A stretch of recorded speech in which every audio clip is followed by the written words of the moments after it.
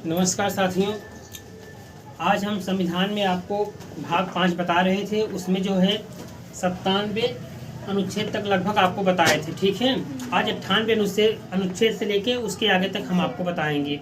देखिए 97 तक बताए थे। उसमें जो है संसद जो है जो सदस्य थे उन सबका वेतन के विषय में है। लोकसभा अध्यक्ष और जो है उपाध्यक्ष थे उनका वेतन था। उसके बाद सभापति और उपसभापति का वेतन था। आज हम उसके आगे से आपको बताएंगे अनुच्छेद 98 क्या कहता है। अनुच्छेद 98 कहता है संसद का जो है सचिवालय। अनुच्छेद 98 कहता है संसद का सचिवालय। अनुच्छेद 99 संसद सदस्यों का शपथ का प्रावधान। देखिए 99 जो संसद के सदस्य होते हैं उनके शपथ का प्रावधान बताया गया है अनुच्छेद 99, क्योंकि उसमें जो होता है संसद को शपथ राष्ट्रपति भी दिलाता है, प्रधानमंत्री को नियुक्ति करके शपथ दिलाता है, लेकिन वह एक प्रोटम स्पीकर नियुक्ति करता है और प्रोटम स्पीकर का काम होता है सबको जो है शपथ दिलाना। तो अनुच्छेद जो है 99 में जो है संसद सदस्यों का शपथ का या मतलब प्रतिज्ञान के बारे में है। और अनुच्छेद 100 है कोरम या गणपूर्ति होना। देखिए अनुच्छेद 100 बड़ा इंपॉर्टेंट है, 100-200 कम से कम हमें आपको याद करना चाहिए। अनुच्छेद 100 कहता है कोरम या गणपूर्ति।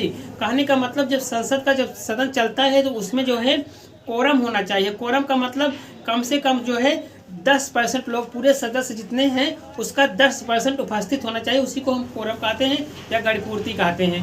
कहने का मतलब टोटल सदस्य हमारे कितने हैं लोकसभा के? 550 सदस्य लोकसभा के टोटल हैं। 550 का अगर हम 10% निकालेंगे तो जो है 55 सदस्य आएंगे।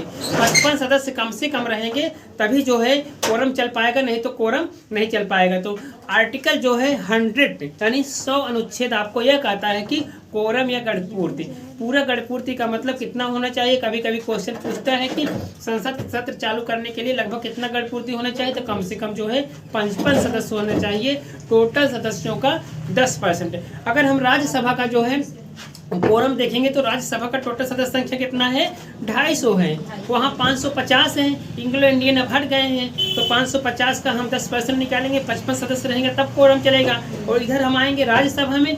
जब राज्यसभा में आएंगे तो राज्यसभा में टोटल सदस्य संख्या कितना है? 250 है। 250 का हम 10% निकालेंगे तो कितना होगा? 25 सदस्य रहेंगे तभी कोरम चलेगा, नहीं तो कोरम नहीं चलेगा। कोरम का मतलब यही होता है, जैसे हम कहते हैं कि हम आप लोग यहाँ 50 बच्चों को पढ़ा रहे हैं, हम कहते हैं कि 10% रहेंगे तभी हम क्लास लेंगे, नहीं तो क्लास छोड़ देंगे, तो यही कोरम होता है। ठीक है, आइए आगे आपको बताते हैं अनुच्छेद 101 क्या कहता है। अनुच्छेद 101 कहता है स्थानों का रिक्त होना।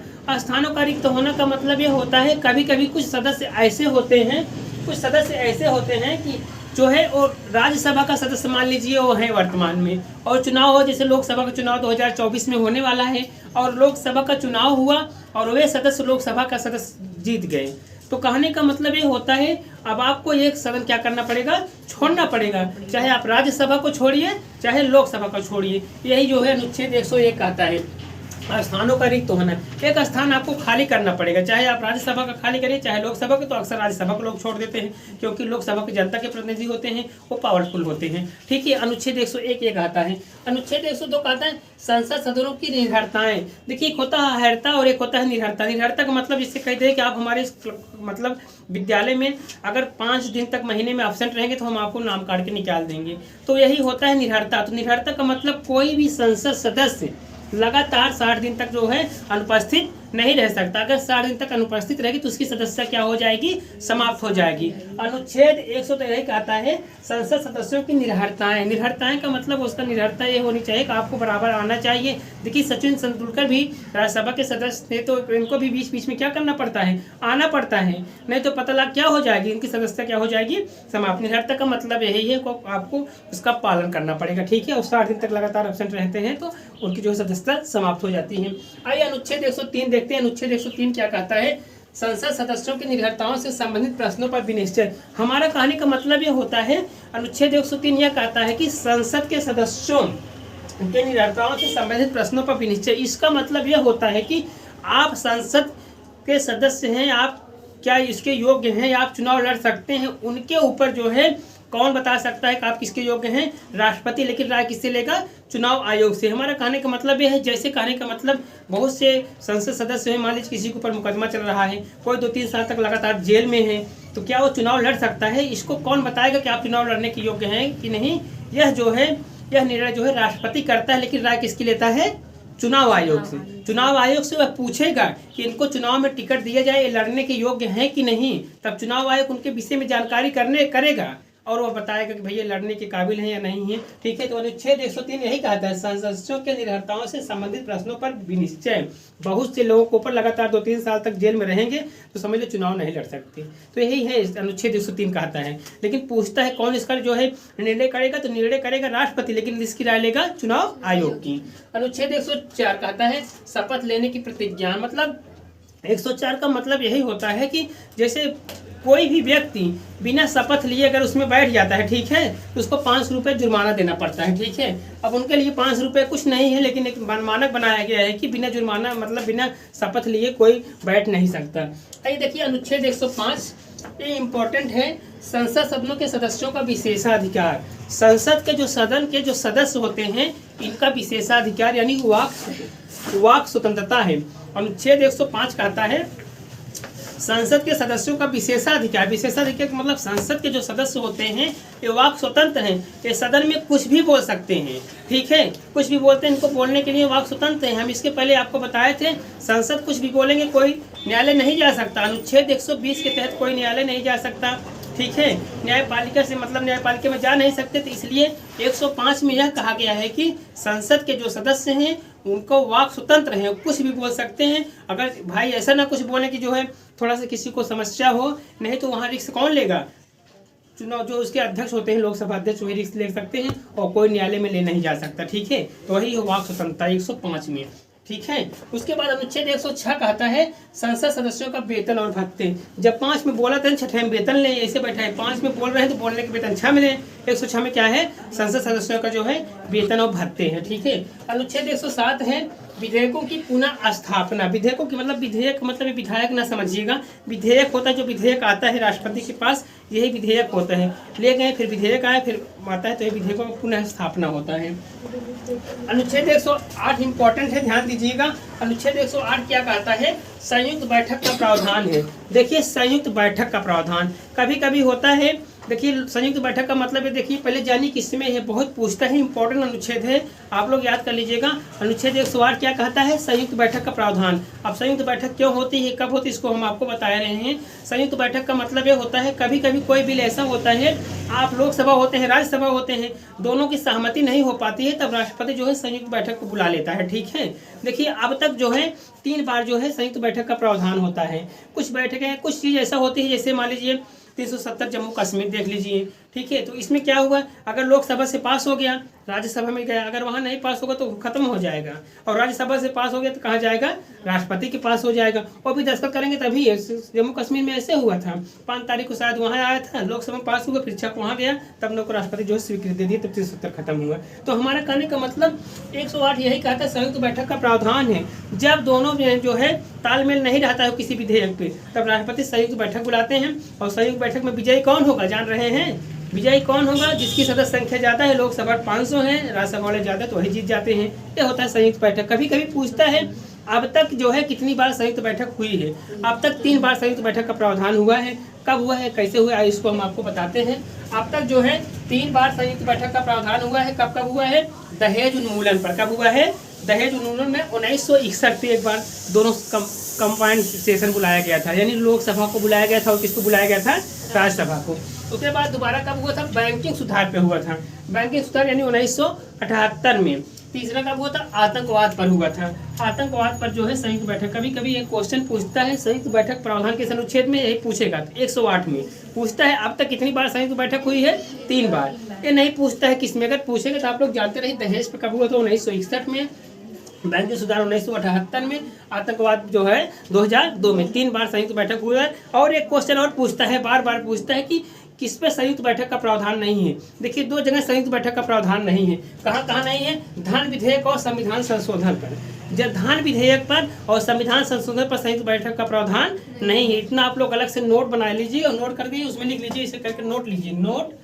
इसके बाद लिख दीजिए धान विधेयक और संविधान संशोधन विधेयक पर जो है संयुक्त बैठक का प्रावधान नहीं। जान रहे हैं धन विधेयक कौन पास करता है? लोकसभा अध्यक्ष पास करता है। तो धन विधेयक पर पहले उसकी स्वीकृत हो जाती है राष्ट्रपति की। जब पहले स्वीकृत हो जाएगी तो राष्ट्रपति वीटो ही नहीं कर पाएंगे। तो कहने का मतलब 2 जगह संयुक्त बैठक का प्रावधान नहीं है, और साधारण जो विधेयक होते हैं उसमें संयुक्त बैठक का प्रावधान है। अब तक कितनी बार हुए? 3 बार। कहाँ कहाँ हुए थे? दहेज पर, बैंकिंग पर और आतंकवाद पर। ठीक है ना? याद हो? तरीके बताएं, याद कर लीजिए। तरीके हैं, देखिए हम लोग कैसे याद करते हैं आपको बता दे रहे हैं। तरीके हैं, जैसे पिता था, उसको अपनी बेटी का विवाह करना पड़ा, तो जब गए विवाह करने तो दहेज मांगे। ठीक, दहेज मांगे, दहेज के बाद क्या किए? वो जो है गए बैंकिंग में भाई जाएंगे लोन लिए, जब लोन लिए नहीं दे पाए तो उनके ऊपर आतंकवाद लग गया। ऐसे किसी तरह से बैठाएंगे तो आपको क्लियर हो जाएगा। ठीक है, ये 3 प्रावधान है। आइए आपको बताते हैं अनुच्छेद 109 क्या कहता है। धन विधेयक की प्रक्रिया है, धन विधेयक की प्रक्रिया किस अनुच्छेद में है? 109 में। लेकिन अनुच्छेद 110 इम्पोर्टेंट है, अनुच्छेद 110 बहुत इंपॉर्टेंट है।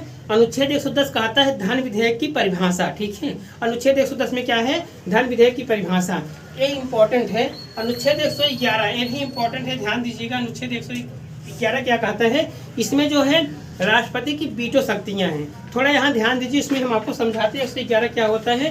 राष्ट्रपति की वीटो शक्ति कहने का मतलब ये है, कौन विधेयक राष्ट्रपति के पास अगर आ गया तो राष्ट्रपति के पास है, उस विधेयक पर वह स्वीकृति देगा कि नहीं, उसको सोचेगा, विचारेगा, तब वो जो है स्वीकृति देगा। तो उसमें कहने का मतलब कितने प्रकार के वीटो कर सकता है?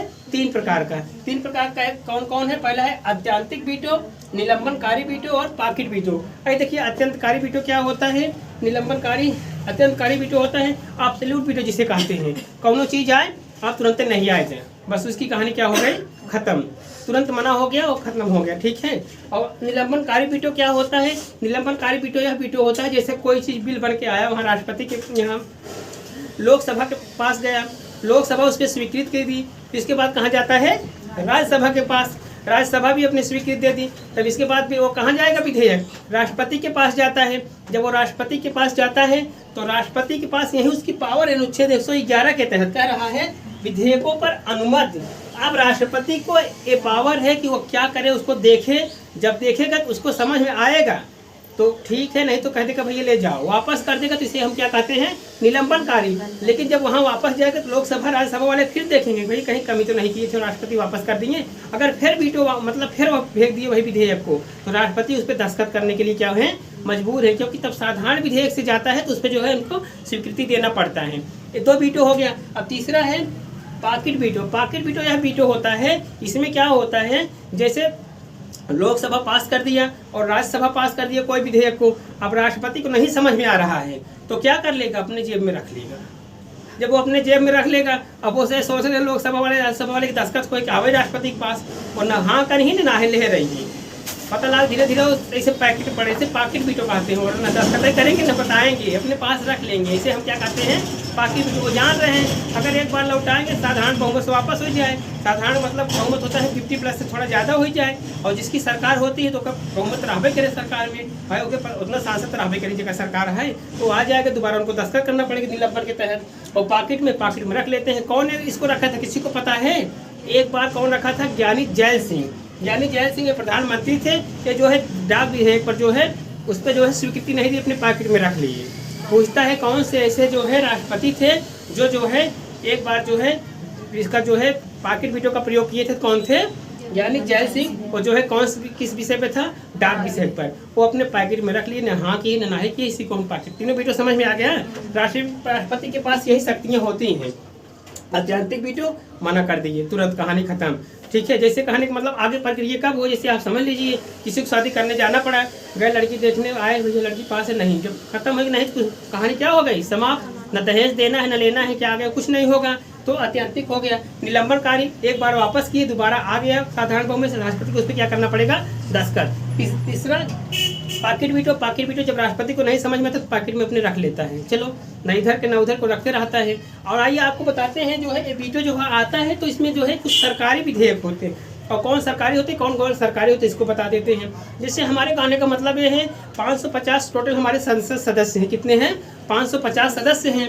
तो हमें सदस्य में से जैसे हमारे यहाँ से जीतने वाले श्याम सिंह हैं, इधर से जीत गए हैं, ठीक है, यहाँ से जो है वहाँ से मतलब ऐसे हैं। तो उसमें जैसे राहुल गांधी सांसद हैं, केरला से कहीं से जीते हैं, तो अगर राहुल गांधी या और कोई सांसद अगर देते हैं मतलब विधेयक बना के, तो वो जो है गैर सरकारी विधेयक होता है। अगर उन्हीं सांसदों में कितने सांसद है उसमें 15% हमने बताया मंत्रालय रहता है, जो मंत्री देते हैं, जो मंत्रालय देते हैं मतलब जो है विधेयक को, तो वही क्या होता है, सरकारी विधेयक होता है।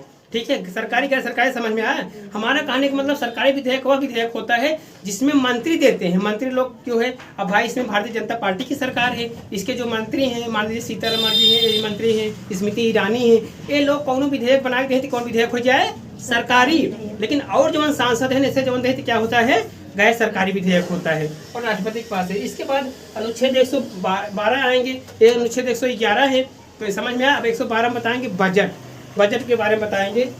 ठीक है, अब आगे बता रहे बजट। देखिए आपको बताए थे 111 तक जो है राष्ट्रपति की जो वीटो शक्ति है, यही अनुच्छेद 111 में। आइए देखते हैं अनुच्छेद 112 बजट वार्षिक वित्तीय विवरण। बजट का मतलब ये होता है, अपने यहाँ देखिए शून्य आधारित बजट है, इसको बजट में संविधान में नहीं लिखा गया है। अनुच्छेद 112 कहता है बजट, लेकिन बजट संविधान में बजट शब्द नहीं है, इसको हम कहते हैं वार्षिक वित्तीय विवरण। क्या कहते हैं, वार्षिक वित्तीय विवरण। इसमें जो पूरे साल भरे का लेखा जोखा वही होता है, पटल पर रखा जाता है, इसको हम कहते हैं बजट कह लेते हैं, लेकिन बजट सब संविधान में नहीं है। वार्षिक वित्तीय विवरण बहुत इंपॉर्टेंट है, पूछता है।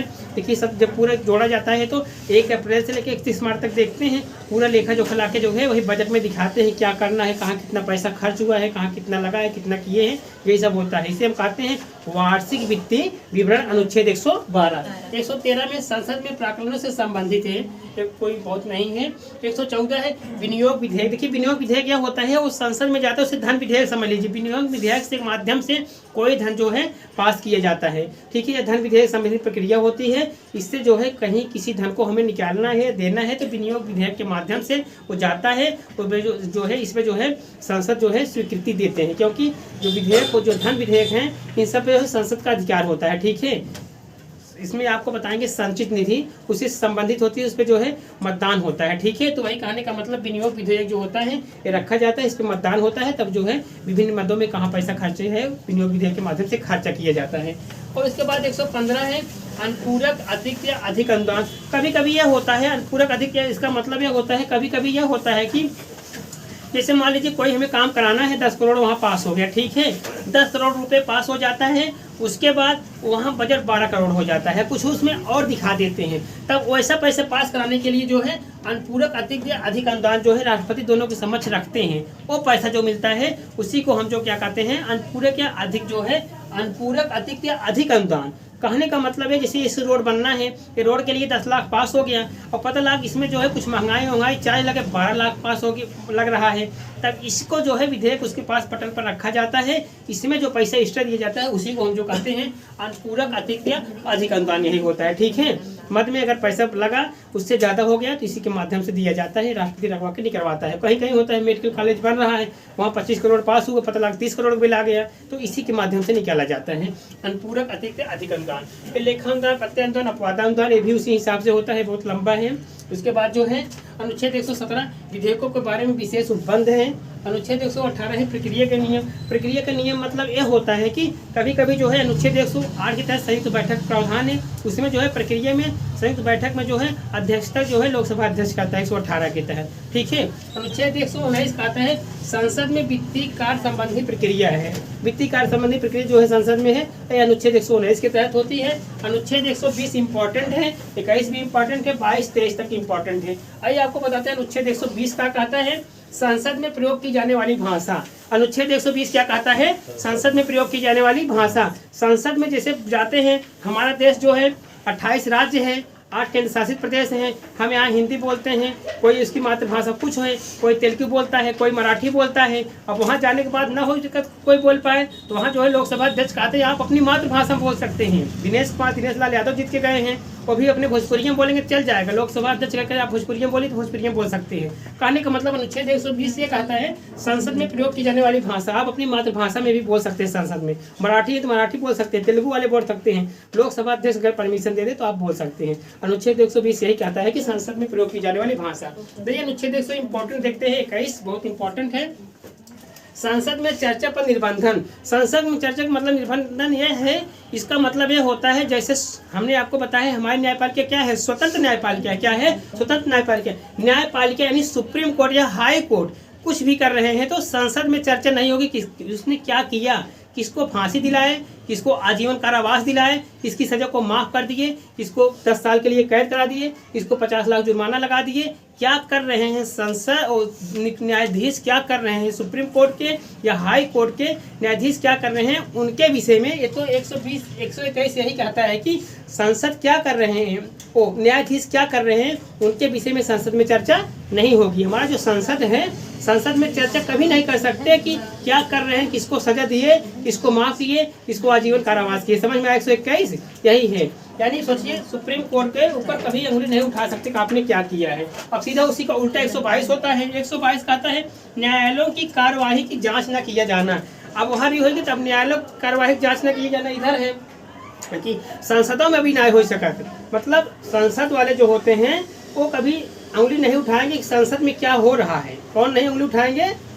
न्यायालय वाले। इसे हमारा कहने का मतलब आप चलिए सुप्रीम कोर्ट और संसद लेकर लीजिए। इधर संसद है, इधर सुप्रीम कोर्ट है। सुप्रीम कोर्ट क्या कर रहा है, संसद में चर्चा नहीं होगी, और संसद क्या कर रहे हैं, सुप्रीम कोर्ट में चर्चा नहीं होगी। ठीक है, यही अनुच्छेद 121 कहता है संसद में चर्चा नहीं होगी, और 122 कहता है न्यायाधीशों के कार्यवाही में यहाँ चर्चा नहीं होगी। ठीक है, इसके बाद अनुच्छेद 123 आता है, उसमें अध्यादेश जारी करने की शक्ति है, उसको हम आगे बताएंगे। ठीक है, इतना करिए, उसके बाद आगे बताएंगे। सुप्रीम कोर्ट जो है कल से शुरू करेंगे। ठीक है, तब तक के लिए नमस्कार।